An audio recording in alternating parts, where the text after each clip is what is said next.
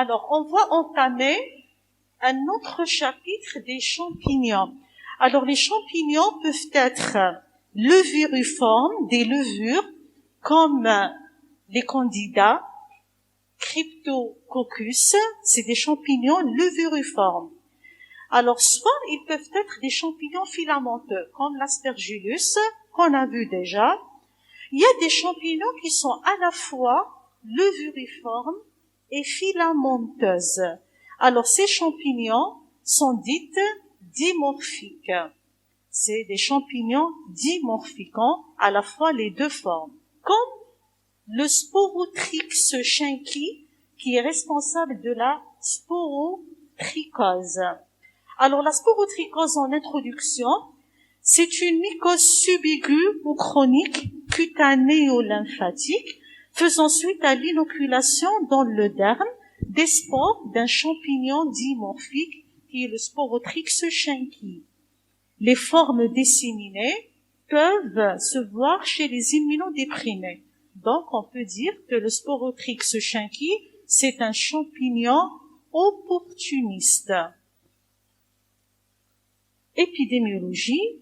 Donc, c'est quoi un champignon dimorphique? C'est un champignon qui se présente sous deux formes. Il a les deux formes.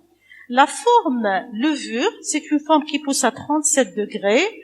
Elle se trouve à l'état parasitaire chez l'homme. Donc, dans les prélèvements cutanés, dans les prélèvements pulmonaires. Donc, on trouve la forme levure. C'est une forme qui pousse à 37 degrés. La deuxième forme, c'est la forme filamenteuse ou la forme mycélienne qui pousse à 25 à 27 degrés. Ça profite dans le milieu extérieur, donc on la retrouve sur l'objet contaminant. Donc, à l'origine de la contamination, obtenue en culture sur milieu d'isolement. Donc, la première forme levure, on l'obtient à partir des différents prélèvements biologiques. Alors que la deuxième forme, on l'obtient soit à partir des objets contaminants, soit à partir des cultures. Donc cette mycose a presque disparu du continent européen, mais reste assez fréquente en zone tropicale et subtropicale. Donc les foyers endémiques se situent en Amérique centrale du Sud, aux États-Unis, en Afrique du Sud, au Soudan, au Japon, en Chine, en Nouvelle-Calédonie, en Australie et en Inde. Voilà les zones de haute prévalence de la sporotrichose. C'est les pays à climat tropical et subtropical. Habitat et mode de contamination. Le champignon se trouve sur les plantes, dans le sol, l'eau, des animaux comme le chat, le chien, le cheval, la vache, la poule, donc, et quelques autres oiseaux, le rat et divers autres rongeurs, comme les souris et les lapins. Et même certains poissons peuvent le véhiculer et le transmettre à l'homme. Donc, le principal mode de contamination, c'est par effraction cutanée. C'est le traumatisme cutané. Donc, consiste à l'effraction cutanée ou muqueuse à la suite de blessures par écharde, de morsures morsures ou griffures animales, ou même de piqûres d'arthropodes, ce qui explique la localisation fréquente, surtout au niveau des régions découvertes du corps, comme les membres et le visage, qui sont accessibles au traumatisme. On dit, c'est les régions ou les parties découvertes du corps. Alors, cliniquement, donc dans la définition, on a dit que la sporotrichose, c'est une affection subaiguë à chronique cutanéo-lymphatique. Donc, il y a une atteinte cutanée et il y a une dissémination lymphatique. Voilà. Donc, elle se manifeste par des lésions nodulaires, cutanées et sous-cutanées, siégeant dans 80% des cas sur les membres, parfois au niveau du visage et du cou. Donc, c'est les régions découvertes. La lésion initiale apparaît environ 15 jours après l'inoculation, sous forme d'un nodule dur, indolore, mobile sur les plans profonds, devenant ulcéreux, croûteux. C'est ce qu'on appelle le chancre sporotrichosique. L'évolution se fait vers la dissémination lymphatique, c'est pour ça qu'on dit cutaneo-lymphatique, avec des lésions gommeuses, c'est-à-dire des lésions inflammatoires ascendantes le long du trajet lymphatique de drainage. Alors on voit bien, la lésion par exemple, elle siège au niveau du visage, au niveau des mains, au niveau des régions découvertes du corps, des pieds, et puis sous forme d'une lésion nodulaire. Et puis cette lésion, elle va évoluer vers l'ulcération, c'est ce qu'on appelle le chancre sporotrichosique, et la dissémination, elle est lymphatique, se fait le long d'un membre, par exemple le long du membre inférieur, en suivant le trajet lymphatique, c'est typique. Chez l'immunodéprimé, on a dit que c'est une affection opportuniste, donc outre les lésions cutanéo-lymphatiques, les lésions peuvent prendre l'aspect d'une plaque isolée, verruqueuse ou végétante. On peut trouver des formes pulmonaires, on peut trouver des formes disséminées, osseuses, articulaires et même cérébro-méningées. Donc la lésion initiale, c'est une lésion nodulaire, cutanée et sous-cutanée, qui va évoluer vers l'ulcération en formant un chancre sporotrichosique qui va se disséminer le long d'un trajet lymphatique. Et chez le sujet immunodéprimé, les lésions un peu sont plus vulnérables, c'est des lésions verruqueuses, végétantes, et on peut trouver d'autres localisations pulmonaires, osseuses, articulaires, donc et même cérébro-méningées. C'est ça le tableau clinique de la sporotrichose. Le diagnostic, bien sûr, on va faire des prélèvements cutanés, vu que le mode de contamination se fait par effraction cutanée.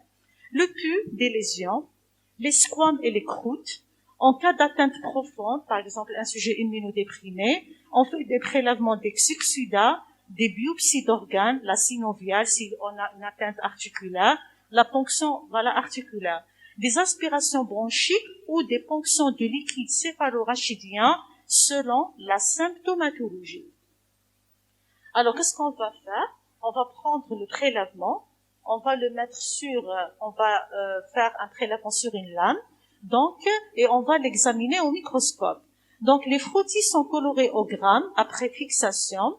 La forme parasitaire, elle est souvent difficile à observer. Alors, dans ce cas-là, sur le frottis, on va rechercher la forme levure. Donc, c'est la forme parasitaire.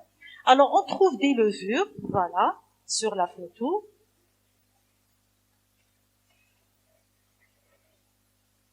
Voilà, on va trouver des levures de 3 à 5 microns, voilà. Et ces levures, ces éléments levuriformes, on les appelle corps en cigare.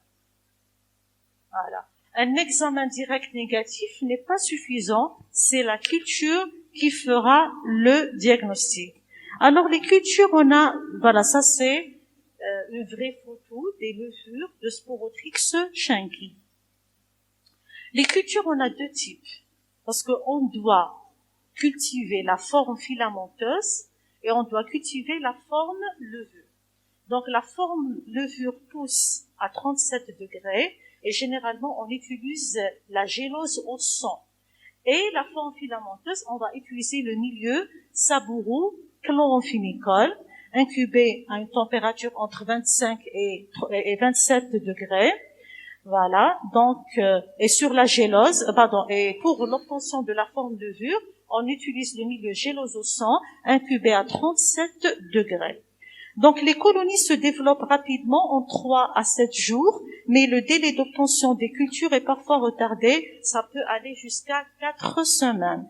L'identification mycologique se fait à partir de la morphologie des colonies. Alors, sur milieu saboureux à 25 et 27 degrés, elles ont un aspect crémeux et sont plates à surface ondulée. La teinte va du blanc crème au brun chocolat en passant par toutes les nuances et devient progressivement noire. Donc, elles se recouvrent de replis en rayons avec le temps et le revers du tube, il est jaune beige, grisâtre et parfois plus foncé à noir. Alors ça, c'est la culture, donc, sur milieu sabourou, incubé à 25 ou à 27 degrés. ça devient noirâtre dans les cultures, dans les vieilles cultures. Voilà, ça devient noirâtre. Alors, sur la gélose au sang, l'incubation se fait à 37 degrés sous une atmosphère enrichie en CO. L'aspect est celui de petites colonies crémeuses, humides, donc blanches ou crème. Alors, toujours, chaque culture, on doit faire un examen macroscopique à l'œil nu, mais on doit aussi faire un examen microscopique. On va prélever un fragment de la culture et on va l'examiner entre l'âme et la mêle. Alors, quels sont les différents éléments donc qui caractérisent l'examen microscopique d'une culture d'un Sporotrix shinki sur milieu savoureux à 27 degrés? Alors, sur milieu savoureux à 27 degrés, on retrouve des ifs septés caractérisés par leur finesse et leur aspect gracile et hyalin. Alors c'est ça, c'est des filaments septés graciles, c'est-à-dire fins, c'est des filaments fins. Alors qu'est-ce qu'on trouve aussi? Des filaments branchés perpendiculairement portent de petites conidies ovoïdes ou allongées claires. Alors c'est ça, voilà, des filaments qui sont insérés perpendiculairement au premier filament et qui se termine par, ou bien qui porte un bouquet, on peut dire un bouquet de petites conidies. Et enfin, on a des macroconidies de 2,5 à 4 microns en gouttes ou triangulaires, donc, et de coloration brune, placées en manchon autour des filaments. Alors c'est ça. C'est les petites macroconidies, ou bien c'est les macroconidies triangulaires qui sont disposées de part et d'autre du filament, on dit en manchon. Alors c'est ça les caractéristiques d'une culture de Sporotrix shinki. Des filaments graciles, fins, voilà. Au-dessus duquel s'insèrent aussi des filaments qui se terminent par un bouquet de petites conidies.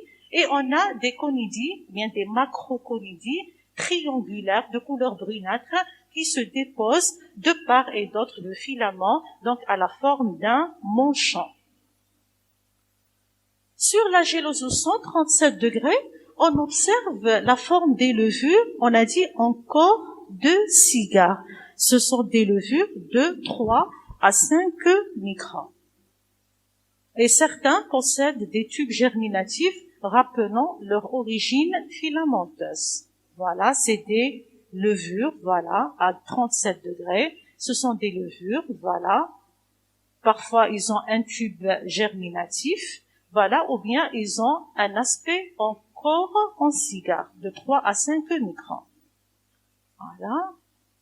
L'analyse histologique, donc la réaction granulomateuse épithéloïde et gigantocellulaire, volontiers, suppurée, corps astéroïde ou phénomène de splendeur au pli autour de l'élément fongique. Généralement, on utilise plusieurs colorations comme la coloration HES.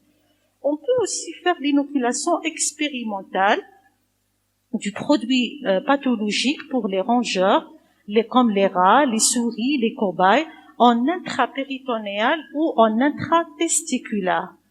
Voilà, ça va développer une péritonite qui est très riche en levure. Donc la sérologie, elle est peu utilisée, sauf l'immunofluorescence, l'intradermoréaction à la sporotrichine. Pour le traitement, on a plusieurs molécules.